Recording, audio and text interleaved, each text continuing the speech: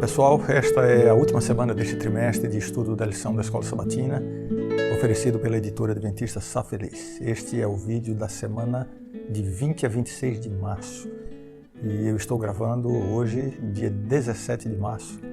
E eu queria dizer que hoje nós tivemos um dia muito difícil depois que recebemos duas notícias tristes. Primeiro, do falecimento do jovem Esdras Gondim. Ele foi nosso aluno no NASP, membro do grupo Vocal Livre, um menino muito talentoso, muito querido e filho de uma família muito amiga nossa de muitos anos no Brasil.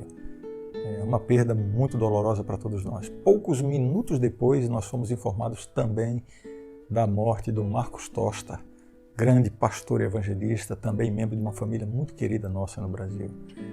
Ambos faleceram de complicações por Covid-19. E eu confesso que eu estaria desmotivado a fazer essa gravação não fosse o tema do estudo dessa semana, a renovação do planeta Terra, baseada nos dois últimos capítulos do livro de Isaías. A verdade é que já não aguentamos mais continuar aqui desse jeito. Tanta dor, tanto sofrimento, tantas perdas. Num momento como esse, o versículo da semana, o versículo para memorizar, assume uma importância ainda maior. Esta é a promessa que nos motiva a seguir em frente e a não desistir, mesmo em meio a tanto sofrimento e a tanta dor. Isaías 65, 17. Pois vejam, criarei novos céus e nova terra, e as coisas passadas não serão lembradas, jamais virão à mente. Criarei novos céus e nova terra. Esse verbo, criarei, tem apenas Deus como sujeito. É uma criação que só Deus tem o poder de realizar. Ele aparece somente nos primeiros capítulos de Gênesis, aparece aí 9 vezes, e no livro de Isaías, na segunda seção do livro, dos capítulos 40 a 60, 19 ocorrências desse verbo. Deus fará nova todas as coisas de uma forma tão gloriosa que as memórias dos antigos céus e da velha terra desaparecerão no esquecimento. Aprendemos com isso uma coisa muito importante. Aprendemos que Deus sempre guarda o melhor para o final. A promessa que temos hoje é que a morte não tem que ser o fim implacável de tudo. A vida eterna em um mundo renovado será uma realidade ao alcance de todos nós. A lição de domingo tem como título Novos Céus e Nova Terra, baseada em Isaías 65, de 17 ao 25. Esse trecho do livro de Isaías faz uma descrição de aspectos da nova criação. E há aqui algumas declarações que sempre levantam alguma dúvida e até polêmica. O texto fala de novos céus e nova terra, mas menciona coisas aparentemente confusas. Um exemplo disso está no verso 20, Isaías 65, 20, que diz assim: não haverá mais nela criança para viver poucos dias, nem velho que não cumpra os seus dias, porque morrer aos 100 anos é morrer ainda jovem. Vem a pergunta, ainda haverá morte na nova terra? É claro que não.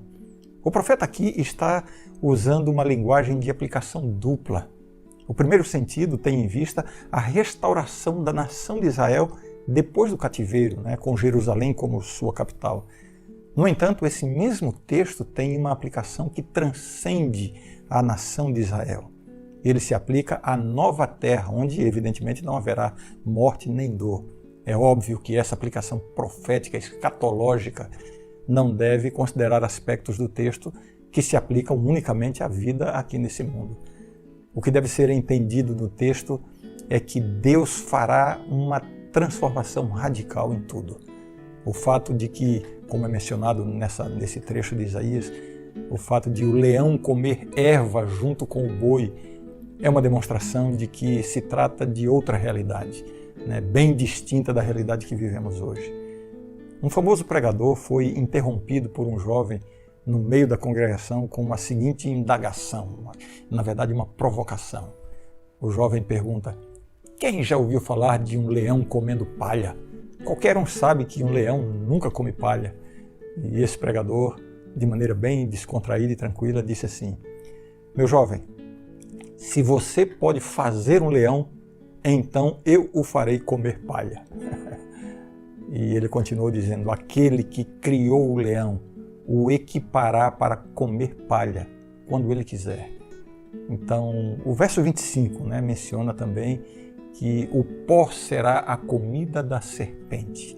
Esta é uma alusão clara ao julgamento e destruição final experimentados pelo instigador do primeiro pecado através da serpente no Jardim do Éden.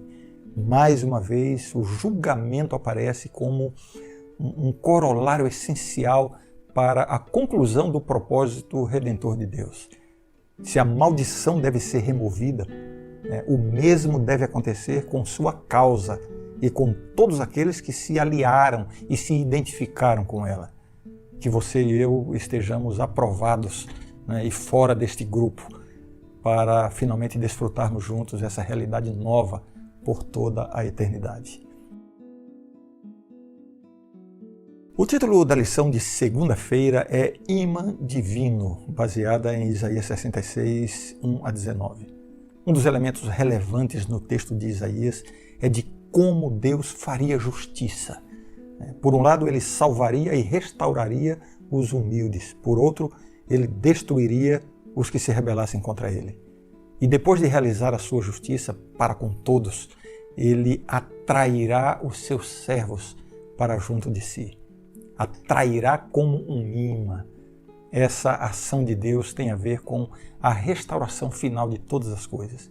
No entanto, ela é uma realidade desde que o ser humano se rebelou contra o Criador. Deus está e sempre esteve exercendo um poder de atração sobre cada pecador. Enquanto nós, muitas vezes, nós que somos falhos e pecadores, temos a tendência de afastamento, de rejeição, Deus está constantemente atraindo. Que lição e que exemplo para todos nós, não? Essa deve ser também a ação constante da igreja. A igreja foi estabelecida para dar continuidade ao ministério de Cristo. A igreja deveria ser um oásis no deserto para os pecadores, para os errantes, para os que estão cambaleando pela vida. Da mesma forma que uma pessoa sedenta é atraída a uma fonte de águas, da mesma forma as pessoas deveriam se sentir atraídas pelo Evangelho, demonstrado na vida de cada um de nós, e demonstrado na vida da igreja também. Mas infelizmente não é assim, nem sempre é assim. Muitos membros da igreja, muitos de nós, estão preocupados com a pureza da igreja a ponto de exercerem uma força de repulsão sobre aqueles que potencialmente poderiam contaminar a casa de Deus. Esse tipo de atitude é o evangelho pelo avesso, sabia? Nós temos que ser muito mais o bom perfume de Cristo. Temos que ser o sal da terra, temos que ser a luz do mundo. Jesus, que foi santo e perfeito, fazia com que as pessoas, os maiores pecadores, se sentissem acolhidos em sua presença. Eles se sentiam amados e não condenados. E o mesmo deveria acontecer na nossa experiência também. A lição de terça-feira tem como título Missionários e Líderes de Adoração, baseada em Isaías 66, 19 e 21. A intenção de Deus com o seu povo escolhido era que, através dele, do povo de Israel, todo o mundo fosse alcançado com a mensagem de salvação. Há pessoas que pensam que Deus escolheu ou fez surgir um povo no passado a fim de que esse povo tivesse a exclusividade da salvação. Essa é uma noção totalmente equivocada. A salvação nunca foi exclusividade de um povo ou de uma categoria de pessoas. Deus escolheu a nação de Israel a fim de oferecer a salvação a todas as nações. Mas nós sabemos que o povo judeu interpretou mal essa escolha divina e eles passaram a viver como se fossem melhores e até superiores às demais nações. Em lugar de mostrar a salvação aos outros, eles acabaram discriminando e excluindo os que não partilhavam de sua ascendência abraâmica. Por causa disso, eles foram rejeitados por Deus como um povo. E Deus, então, suscita a igreja cristã a fim de cumprir esse propósito de alcançar o mundo com a mensagem da salvação. Agora eu queria fazer uma comparação entre o método evangelístico adotado no Antigo Testamento e o método usado no Novo Testamento, de acordo com o plano de Deus. No Antigo Testamento, Deus planejou que o seu povo fosse tão diferenciado das demais nações a ponto de atrair a atenção e o interesse de todos. Então, o povo de Deus, atraindo os demais, por ser um povo sábio, próspero, cheio de saúde, atrairia as outras nações, então eles deveriam exaltar a Deus e mostrar que eles eram um povo especial, não por causa deles mesmos, e sim por causa do Deus a quem serviam. E isso faria com que todos chegassem ao conhecimento de Deus. Esse método estava baseado no que alguns eruditos chamam de evangelismo de força centrípeta, ou seja, atrair os de fora para dentro. Já no Novo Testamento, vemos exatamente o inverso. Jesus ordenou aos seus discípulos: ide por todo o mundo. Agora seria o evangelismo de força centrífuga, sair e pregar para os de fora. Essa é a missão da igreja e a missão de cada cristão individualmente. No entanto, isso não significa que a evangelização no Antigo Testamento deveria ser exclusivamente centrípeta e a do Novo Testamento exclusivamente centrífuga. No Antigo Testamento houve ocasiões em que Deus dispersou o povo entre nações longínquas, os sobreviventes do cativeiro, como uma forma de alcançar os que estavam longe. Semelhantemente, a igreja cristã também deve exercer uma força de atração sobre os de fora. E para isso, é necessário refletir o caráter de Cristo. É necessário viver e demonstrar amor entre nós e para com os de fora. E assim, a missão será cumprida de forma muito mais efetiva. Muitas vezes nós estamos tão apegados a métodos e estratégias humanos, que desprezamos o que é mais importante e o que é mais poderoso, que é o amor. O título da lição de quarta-feira é Comunidade de Fé, baseada em Isaías 66, 21. No livro de Êxodo, Deus designou os israelitas como uma nação de sacerdotes e posteriormente designou especificamente a tribo de Levi como a tribo sacerdotal. Somente os descendentes de Levi poderiam oficiar a adoração como sacerdotes. Mas em Isaías 66, 21, é dito que Deus escolheria alguns dentre os gentios para exercer essa função sacerdotal também, anteriormente permitida apenas aos sacerdotes levíticos. E no Novo Testamento ocorre uma mudança radical de paradigma. Já não haveria mais uma tribo ou uma linhagem especial de sacerdotes, mas todos os que pela fé viessem a fazer parte do povo de Deus seriam chamados sacerdotes.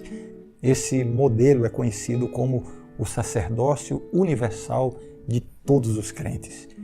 Agora eu quero lhe fazer um esclarecimento aqui. Existe uma compreensão entre nós que é generalizada de que os sacerdotes do Antigo Testamento são agora representados ou substituídos pelos pastores da igreja. Assim, os pastores são vistos como uma classe privilegiada, muitas vezes até revestida de uma sacralidade diferente dos demais membros da igreja. Eu creio que nós vivemos num tempo de tanto esclarecimento e de tanta informação que já deveríamos, como igreja, corrigir essa compreensão totalmente equivocada do sacerdócio bíblico.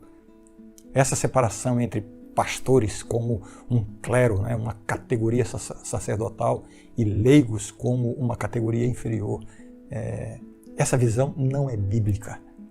Entenda bem isso.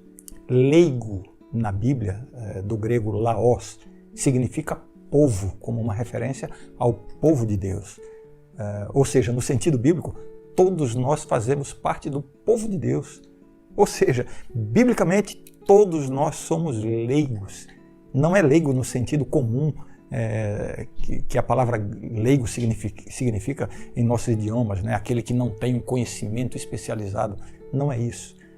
E quando a Bíblia fala de sacerdócio no Novo Testamento, não se refere a uma classe especial dentro da igreja, né, uma classe superior.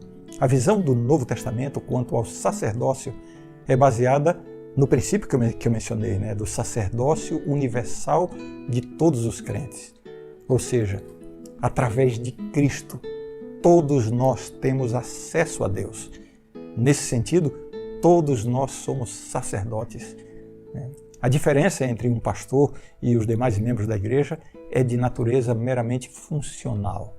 O pastor tem uma vocação de dedicação integral e exclusiva ao ministério, mas isso não o coloca, eu vou mudar aqui, isso não nos coloca como pastores nem 1 milímetro acima dos outros membros em termos de privilégio espiritual. A Bíblia admoesta os cristãos, os membros da igreja, a tratarem os seus líderes, os seus pastores, com respeito, com deferência, mas por uma questão de ordem, de funcionalidade, e não por uma questão de superioridade eclesiástica ou espiritual. Nós temos que ter o cuidado para não misturar a teologia bíblica com a teologia medieval. Não confundir respeito e deferência com submissão supersticiosa. O título da lição de quinta-feira é A Posteridade e o Nome dos Salvos, baseado em Isaías 66, 22 a 24. Nós estamos no finalzinho do livro de Isaías, capítulo 66, os últimos versículos. Uma das mais alentadoras promessas do livro se encontra no versículo 22, que diz: Porque como os novos céus e a nova terra que hei de fazer estarão diante de mim, diz o Senhor, assim há de estar a vossa posteridade e o vosso nome. Essa declaração é geralmente considerada uma promessa de alguma preeminência especial para o povo judeu sobre o povo gentil, ou sobre os gentios no reino final dos redimidos, a posteridade judaica. Mas o apóstolo Paulo, no Novo Testamento, fala que todos os privilégios foram abolidos já nos seus dias, né? Colossenses 3, verso 11, deixa isso muito claro. E se o sacerdócio deve ser comum a gentios e judeus, o princípio de igualdade está implícito aqui. Talvez nada mais signifique aqui do que isso, já que o novo céu e a nova terra sempre permanecerão. Então, sempre permanecerá uma posteridade de verdadeiros crentes para adorar a Deus no reino eterno, independente de se tem sangue judeu ou não. O verso 23 traz uma expressão, às vezes, um tanto difícil de entender completamente. Diz assim: E será que de uma festa de lua nova a outra e de um sábado a outro virá toda a carne a adorar perante mim, diz o Senhor. Uma informação importante nesse texto diz respeito à perpetuidade do sábado entre o povo de Deus. Embora a observância do sábado estivesse inserida no período da prevalência das leis cerimoniais, o sábado, não estava atrelada ao cerimonialismo. Quando todo o sistema cerimonial foi abolido na cruz, está evidente que a guarda do sábado continua a ser requerida, porque o sábado não depende da lei cerimonial. Isso é demonstrado nessa passagem de Isaías, que diz: E será que de uma festa de lua nova a outra, e de um sábado a outro virá toda a carne a adorar perante mim, diz o Senhor. Eu quero finalizar a lição de hoje, na verdade a lição do trimestre, com uma declaração que está aqui no guia de estudo da lição.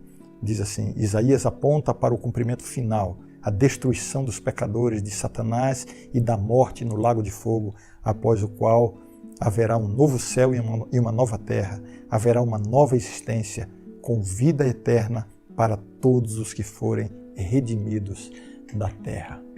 Isso significa que nós estamos aqui de passagem. Muito em breve daremos início a essa nova existência. E é por isso que nós vamos orar nesse momento. Santo Deus, te louvamos pelo estudo maravilhoso do livro de Isaías que fizemos durante esse trimestre. Mais uma vez, Senhor, suplicamos que Tu acendas e reacendas em nosso coração a esperança e o desejo de nos prepararmos para essa realidade eterna juntamente contigo. Em nome de Jesus nós te oramos. Amém. Amém. Semana que vem começa um novo trimestre de estudo da Escola Sabatina. amanhã o primeiro vídeo do novo trimestre. Eu espero que você não perca e que você se motive a fazermos juntos o estudo diário da lição, especialmente no trimestre que começa amanhã, tá bom? Peço também que você ajude a divulgar o nosso canal de estudos diários da Escola Sabatina, youtube.com/SafelizBibles, tá bom? Um grande abraço e até amanhã. Tchau.